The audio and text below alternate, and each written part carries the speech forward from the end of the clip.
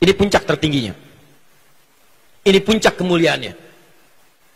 Dan pahalanya lebih dibandingkan dengan yang pertama tadi. Melebihi kemuliaan dengan yang kedua tadi. Jika Anda mampu menjadi yang ketiga ini, Bapak Ibu, pertama, orang ini akan dimuliakan selama hidup di dunia. Dan barokahnya, barokah orang ini bukan hanya untuk dirinya saja, tapi untuk lingkungan sekitarnya. Kalau Anda bisa baca Quran lancar, mungkin manfaat untuk Anda saja. Yang lain belum tentu. Kalau Anda bisa tilawah Al-Quran, manfaatnya terbatas. Belum tentu banyak orang. Tapi kalau Anda bisa menjadi yang ketiga ini, Allahu Akbar. Ibu bapak Anda akan disanjung. Keluarga Anda akan ikut terhormat. Kemuliaan akan diturunkan saat di dunia. Satu. Nanti saya beri contoh. Dua. Jasadnya dijanjikan oleh Nabi SAW akan dijaga di alam kubur, tidak akan pernah dimakan tanah. Sampai hari kiamat. Dijaga di alam kubur. Dua. Tiga. Dijanjikan oleh Allah langsung di dalam Al-Quran, pada saat nanti dihisab di hari kiamat, saking ringannya hisab, diperintahkan langsung oleh Allah, dipakaikan di badannya jubah sutra kemuliaan, dipakaikan di tangannya gelang-gelang emas kehormatan. Turun ayatnya. Kemudian sebelum dia masuk surga, dimintakan oleh Quran, ya Allah, berikan perhiasan kepada dirinya untuk membedakan dia dengan orang-orang yang beramal selain amalan ini. Lalu yang paling dahsyat, ini yang hebat, Allah memanggil kedua orang tuanya. Ibu yang telah mengandungnya, bapak yang telah merawatnya. Dipanggil kemudian, kalau dia beriman, beramal soleh, lalu diberikanlah mahkota di tangan anak ini untuk dipakaikan di kepala kedua orang tuanya di hadapan semua penduduk langit dan bumi yang hadir pada saat itu. Jadi kalau Anda dimuliakan di dunia, di Jakarta ini, belum tentu di Bandung melihat kita. Dimuliakan se-Indonesia, belum tentu di Brunei mengetahui kemuliaan kita. Dimuliakan se-Asia, belum tentu di Amerika mengenal kita. Tapi amalan yang ketiga ini langsung dimuliakan oleh Allah, disaksikan oleh semua penghuni langit dan bumi seketika.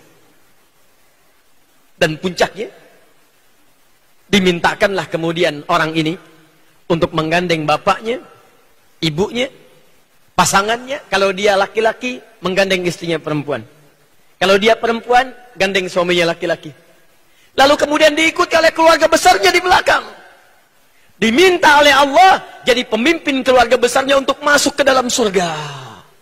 Turun Quran surah ke-13 ayat 23 sampai 24. Jannatu 'adnin yadkhulunaha. Ada ahli Quran, penghafal Al-Quran. Penghafal Al-Quran.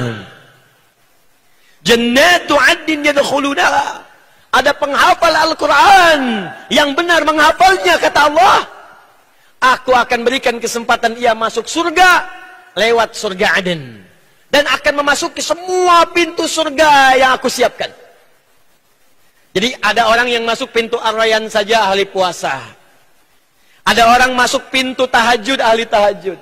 Ada orang masuk pintu sedekah ahli sedekah. 8 pintu surga. Tapi ahli Al-Quran, kata Allah yang ini, dia akan masuk ke semua pintu surga itu lewat surga Aden. Ayatnya belum selesai.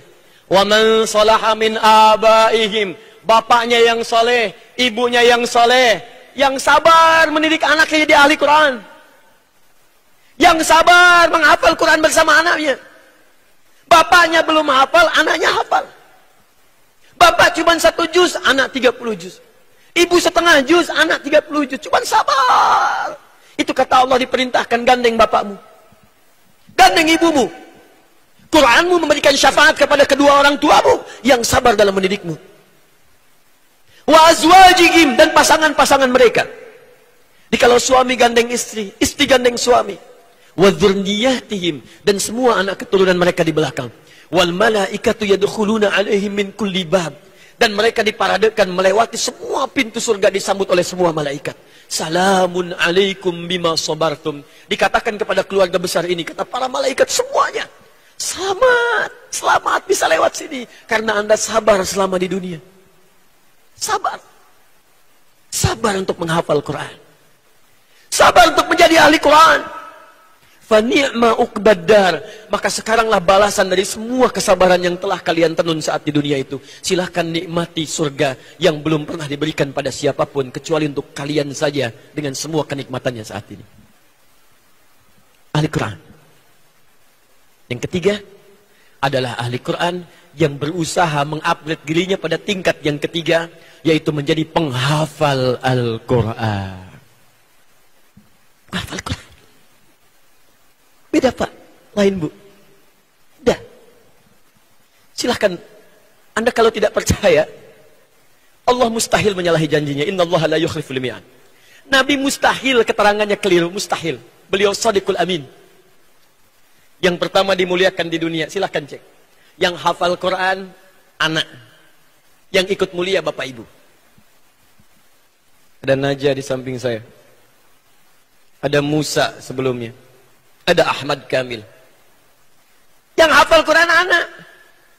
Saya tahun lalu menjadi Amirul Hajj. Diutus dari kedutaan Saudi. Untuk membawa 350 orang berhaji. Spesial khusus. Mereka tidak bayar. Tidak nunggu ONH. ONH plus. Lebih daripada yang plus. Lebih daripada yang biasa.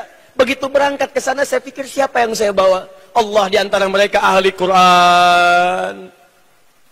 Yang hafal Quran, Ahmad dan Kamil, dua anak kecil. Yang ikut hajinya, ibunya, gurunya, perawatnya, teman-temannya. Yang hafal Quran anak kecil dari Kalimantan. Yang ikut kemudian hajinya, bapaknya, ibunya, saudaranya. Jadi kalau sudah ada ahli Quran di rumah kita, ahli Quran di kampung kita, ahli Quran di kota kita, maka Quran akan memberikan cahaya kepada semua yang ada di lingkungan orang itu. Quran diturunkan oleh Allah lewat malaikat Jibril. Malaikat Jibril naik status menjadi Sayyidul Malaikah, pemimpin semua malaikat. Quran diturunkan pada Nabi Muhammad. Nabi Muhammad langsung naik status menjadi Sayyidul Anbiya wal Mursalin. Quran turun hari Jumat, Jumatnya menjadi Sayyidul Ayyam. Quran turun di satu malam, malamnya menjadi Lailatul Qadar. Quran turun di Mekah, Mekahnya diberkahi. Yang tidak ada di situ. Quran turun di Yathrib, Yathribnya berubah menjadi Madinah Al-Munawwarah. Quran turun dimanapun, dia akan memberikan cahaya kepada orang yang hadir di sekitarnya. Tapi apakah semua penghafal Quran bisa mendapatkan kemuliaan itu? Tidak. Karena kata Allah, penghafal Quran dibagi kepada 3 bagian. 1, penghafal Quran yang keliru, hafal 30 juz, tapi keliru menghafalnya. Bukan keliru bacaan, bacaannya fasih, benar makhrajnya, benar sifat hurufnya, sempurna, nggak ada yang salah. Cuman sayang kata Allah, ada yang zalim dalam perilakunya. Nanti kita baca ayatnya. 2, penghafal Quran yang baru bisa menghafal belum bisa beramal. 3, ini yang sedang kita akan capai insya Allah. Penghafal Quran yang hafal Qurannya dan bersegera berbuat baik dengan mengamalkan isi kandungan Qurannya. Maka turunlah Quran surah ke-35 Fatir ayat ke-32. Paling kiri sebelah atas di mushaf. Lihat kalimatnya. Thumma awrasnal kitaba alladhina astafaina min ibadina. Kemudian kami akan wariskan Al-Quran kepada hamba-hamba yang kami pilih. Kalau ada kalimat seperti ini, maksudnya bukan batasan, maksudnya Anda jadilah bagian orang yang elit ini. Ayo ikut. Ini khitab jadi ilmu balaghah, namanya ajakan. Bukan informasi, bukan sekedar info. Oh berarti saya tidak terpilih, bukan begitu cara menyempurnakannya. Bukan begitu cara memahaminya. Kata Allah, saya akan pilih di antara hambaku untuk saya wariskan Al-Quran. Nah kita jadilah bagian hamba yang dipilih itu. Caranya ikhtiar. Siapa hamba-hamba itu? Kata Allah sayang, faminhum muqtasid. Sudah saya pilih, cuman sayang nggak sempurna dia dalam menunaikannya. Menyelewengkan ayat-ayat yang dia hafalkan. Satu, zalimun linafsi, penghafal Quran yang zalim. Zalim menempatkan sesuatu bukan pada tempatnya. Gelas untuk minum, gayung untuk mandi. Ada orang minum pakai gayung, mandi pakai gelas. Zalim. Ada orang hafal qul huwallahu ahad, Allahus samad. Qul huwallahu ahad, katakan hanya Allah Tuhan yang esa. Hafal suratnya. Sempurna bacaannya, nggak ada yang salah. Kemudian makhrajnya, sifat hurufnya, madnya, waqaf ibtidaknya, sampai gharib muskilahnya, nggak ada yang salah.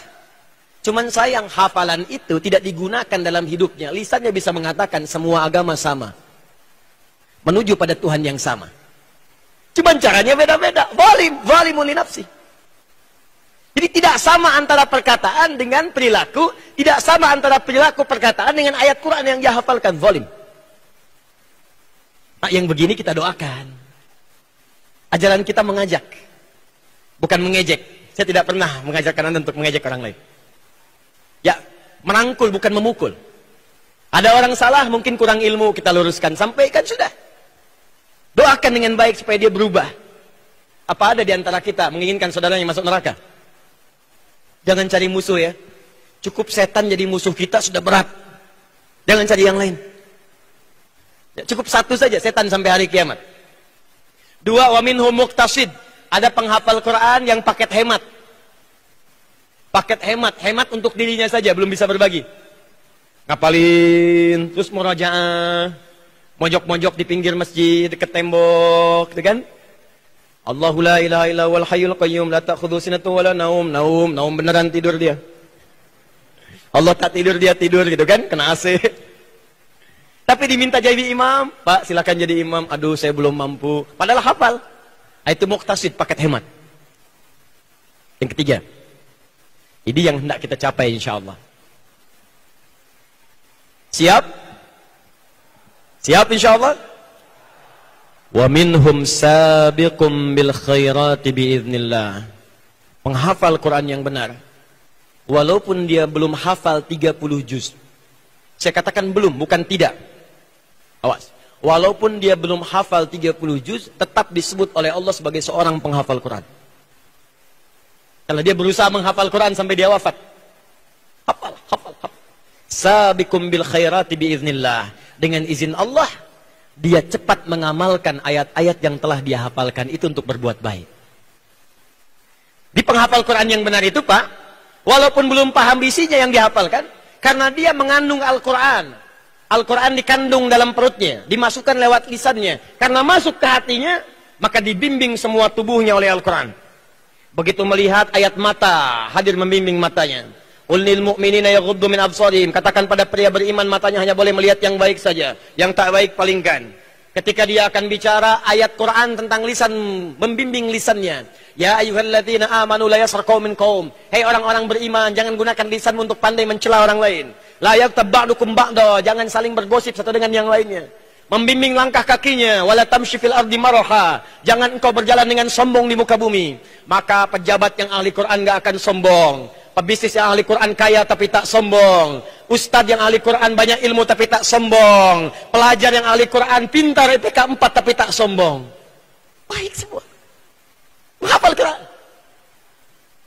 Nah, bagaimana mendapatkan kriteria yang ketiga ini?